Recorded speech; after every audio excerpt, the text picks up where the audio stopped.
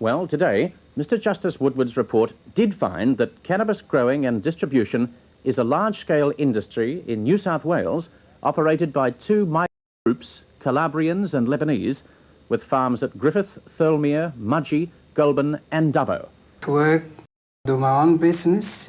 I don't bought anyone. I've been working here in this farm. I've been here now for 24 years and a half, nearly 25 years on the same place. And I've been for 27 years and I've never done nothing wrong by nobody. Just to live in peace with my own family. I've got 4 children, my wife, my mother and father. In this house here, we live 2 families. My mother and my father, they live downstairs and we live here upstairs. That's what I want to say. I say, I never done nothing wrong to go through all of this.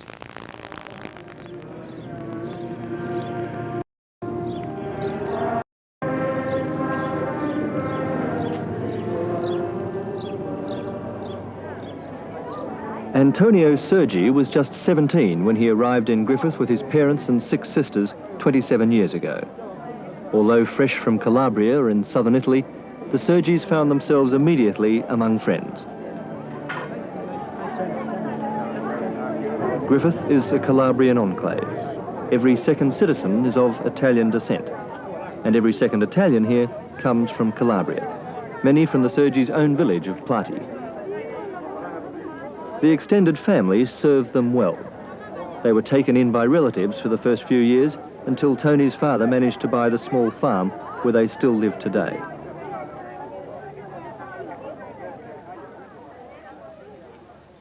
Tony Sergi took over the property 7 years ago and in no time had set up a successful winery and the family mansion. 8 bedrooms, 4 bathrooms, a dishwasher in each of the 3 kitchens. The internal walls are also of brick. The upstairs floor is concrete.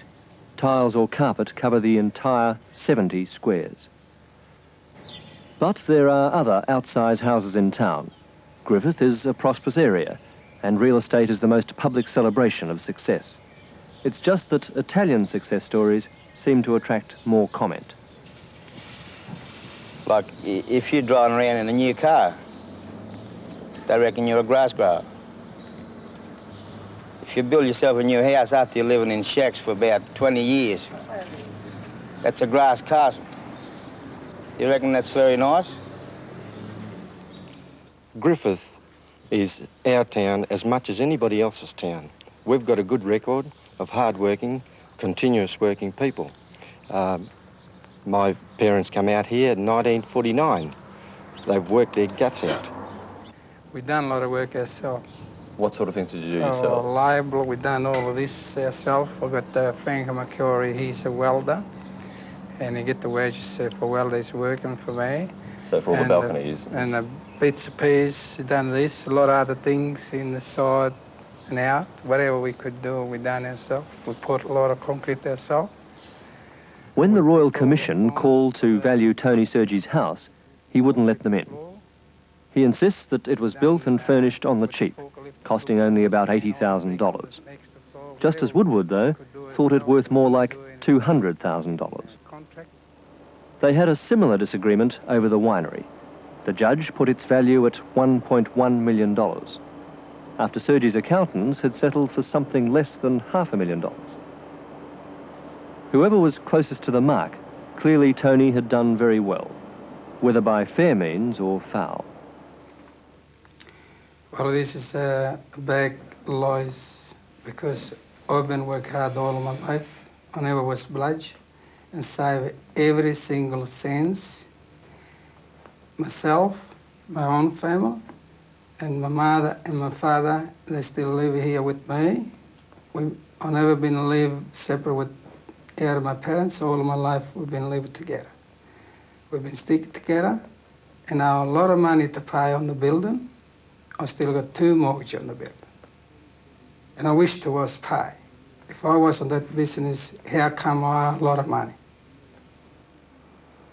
On his own figures, Tony Sergi's net worth leapt from a mere $15,000 in 1971 to more than $650,000 just 6 years later. But Woodward claims even that sharp appreciation represents less than a third of the true increase in Sergi's wealth over that period. The Royal Commissioner accuses Sergi of overstating his debts as well as understating his assets. He challenges the authenticity of a string of undocumented, interest-free loans which Sergi claims to have secured from relatives and friends. He suggests the loans were contrived to launder illicit drug money, even though such unconventional financial arrangements are common in the Italian community. Oh, if somebody needed $1,000 and I was, and I had the $1,000, why not? I'd lend it to them gladly. I don't need security. As far as I'm concerned, their word is better than any contract you could get. You wouldn't insist on a piece of paper? No, why should I? If I can't trust a person that I'm going to lend $1,000 to, whether it's on paper or whether it's just on word, well, he won't come and ask me for a start. Mr. Justice Woodward was especially sceptical about loans totalling nearly $300,000, which Tony Sergi claims to have borrowed from one Robert Trimboli, named by the Commissioner as another syndicate leader. Wherever it came from, most of this money eventually found its way into Tony Sergi's Commonwealth Bank account. And in June 1975, the manager there confided to his diary, "Income is always shown as having come from wines, fruit and vegetables. It is widely reputed that the particular vegetable is a Mexican variety, not to be confused with snuff." By this time, some of Tony Sergi's in-laws had been convicted for cultivating marijuana, and the extended family, which had sustained Tony for so long, began to work against him. People outside the family circle made sure his strength of kin cut both ways. How could someone like Tony Sergi not be involved in marijuana, they asked, when close relatives had been growing it? I can't be responsible there for, like, if you got brothers or relationship, everyone's doing his own business. I was working hard with my own family, with my own business. Nevertheless, your father-in-law, two brothers-in-law and a cousin have been implicated in drugs. You must have been aware of some of those activities, if you're such a close family. I had nothing to do if they was in drugs with them, because they never come to me to say what they're doing. And like I never go, they never come to me and say what I'm doing in my business. Everyone's look his own business and his own family. Your own father, Giuseppe Scarfo, was found with a marijuana crop on his farm. You must have known that marijuana was there, I imagine. No, I heard it from my mother. She rang me up and she said, they arrested your father. And, she was crying. I said, why? She put me the phone down because she was really, crying and upset. I never knew a thing. Do you visit your father regularly, or had you been visiting your parents regularly on their farm? Well, like once a month, or when I had a chance, just go a little while home. And then sometimes Tony used to drop me at the gate, go a bit at the club, and then he'd come pick me up. It's not a very big farm, though, is it? Were you not aware at all of any strange crop there? When I go to my father, I never go in the farm. Mrs. Sergi's father, Giuseppe Scarfo, lives across town in a modest brick house on the edge of his farm. A visitor could easily have missed the marijuana he had growing there in 1974. The crop was only discovered after a fruit inspector happened upon a group sorting some harvested plants in a packing shed towards the rear of the property. But the inspector says that one of the people he saw handling marijuana that day was Antonio Sergi. Sergi emphatically denies he was there, and charges have never been laid. But Mr. Justice Woodward says he believes the fruit inspector's story. Since the Royal Commissioner goes on to conclude that Tony Sergi was a syndicate leader who subsequently amassed the best part of $2 million from marijuana, the alleged sighting at his father-in-law's farm in 1974 assumes great significance. It's the only evidence which directly associates Tony Sergi with marijuana. Justice Woodward, in the Royal Commission report, as you know, described you as one of the principals of the organisation, as he called it, a sort of godfather figure. How do you respond to that? Things they give me a hard time, but I don't even know what that means, godfather. You referred to Drangita, an honoured society. Well, I never had him, and I never was involved in that sort of a thing. Have you heard of such a thing? I had him as godfather because it was a film, saw the film, and I never had him that sort of words here.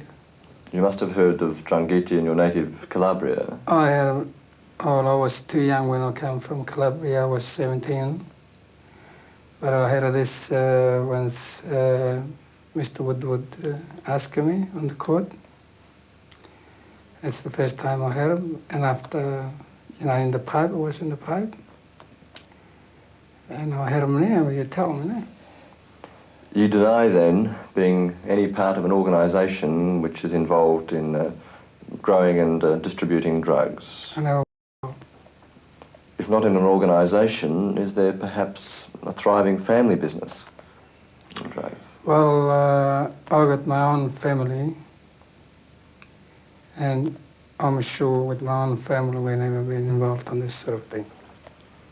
Well, the first time I've heard of it was when I read in the paper, this honor society, and I was born here, and I would have heard something. But you read it in the papers, and you know, I think the papers are the ones that's trying to bring this honor society here or something. This honor society, now, what have the Italians done in this town to be in this honor society? How many murders did they commit? Don Mackay stands as one of the great men of history. To many of us, until a few days ago, he was just an ordinary man, to whom we talked, with whom we worked, with whom we played.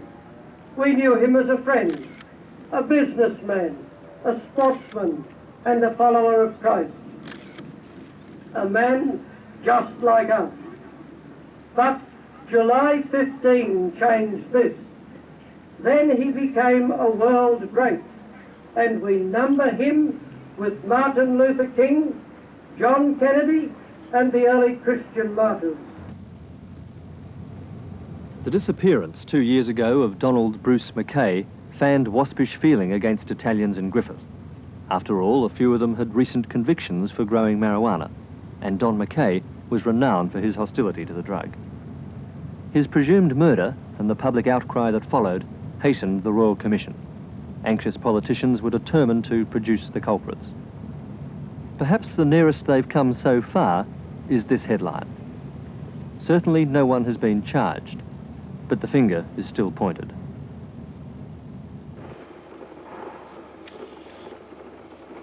Tony Sergi's business has suffered considerably. Sales through the bottle shop have more than halved. A sophisticated bottling machine installed some 18 months ago for $100,000 stands idle. And this year, he didn't even bother to crush grapes, preferring to lease his storage tanks to other winemakers instead. On top of all that, his accountant has told him that he could face a bill of up to $250,000 for back taxes. And of course, these days, his bank manager is not as tolerant as he used to be. Tony Sergi won't find it easy to shake off the Royal Commission. He doesn't always have a ready answer for his accusers. But perhaps worth remembering, he's yet to be found guilty of anything else. I've been here for 27 years in Australia. I never thought of going through all this innocent. You know, they give me a bad time. They really cruel with me. Do you feel very... I never done anything wrong by nobody. I've done always my own work with my own family, and I've done sacrifice for what I got. Do you feel very bitter about what's happened? Well, I don't feel good for what's happened. I reckon everybody else in my position don't feel good. Who do you blame? I don't know who to blame. How do I know who to blame? I don't know who to blame. But I don't know how they pick up on me. Andrew Ollie for Nationwide from Griffith. Well, Reg Ansett and Rupert Murdoch are tonight still facing each other across the stock exchanges of Australia. But unlike the 3 spent cartridges and ricochet bullet holes in a nearby wall, Mackay had alleged a local mafia-style syndicate was involved in growing and selling millions of dollars worth of marijuana. Evidence he'd collected just before he disappeared led to the discovery of an $81 million marijuana crop near Colliambally. According to Mackay, millions of dollars were coming from illegal plantations on various properties organised by a syndicate with a code of honour and a code of silence. On the orders of the New South Wales Premier, Mr Justice Woodward, a Supreme Court judge, set up a Royal Commission in August 1977, assisted by a QC, now himself a judge, Mr Bill Fisher. The Royal Commission held a marathon series of 187 sittings in Sydney, Griffith, Wollongong and Byron Bay. In all, over 500 witnesses were paraded before it. Their utterances ran into almost 3,000 pages of closely typed transcript. Mr Justice Woodward secretly toured Griffith's grass castles, the colourful term used by the locals to describe palatial houses rumoured to have been built from the proceeds of marijuana. Mr Justice Woodward and his party also visited a winery owned by Mr Antonio Sergi, a man who was alleged to be a principal in an organisation involved in growing, distributing and selling marijuana on a massive scale. In the Valley, police today raided possibly the largest marijuana plantation yet found. The very day the report of the New South Wales Royal Commission into Drugs is tabled in State Parliament. It blames the disappearance of Donald Mackay and Griffith in 1977 on an Italian cannabis-growing syndicate. Good evening, James Dibble with the national news from the ABC. The other major story tonight, half-grown in a measuring 50 metres by 20. Cooking implements and plant cultivation tools were found abandoned in the clearing. The entire plantation will be poisoned. Police say they've uncovered a number of plantations in this area in recent months and expect to discover more. There's been a lot of preparation gone into the work. As you can see, it's a thick undergrowth. It's had to be cleared by hand.